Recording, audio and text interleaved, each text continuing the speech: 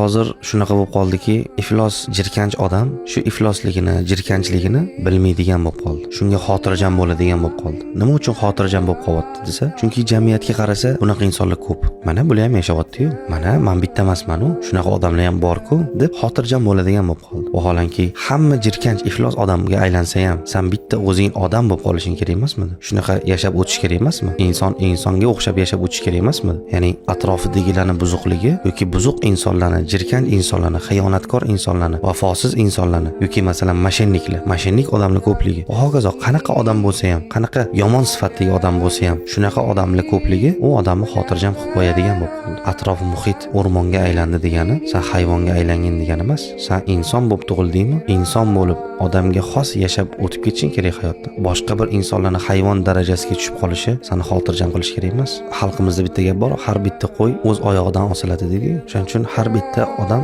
o'zi hayotidan o'zi mas'ul. Falon kishiga ergashib qilib ketdim, hamma ko'piydi, men ham qildim deb bo'lmaydi. Insonda yaxshi bilan yomonni ajratish degan sifatlari bor. Atrof muhit o'rmonga aylandi degani, sen hayvonga aylanib ketgin degani emas.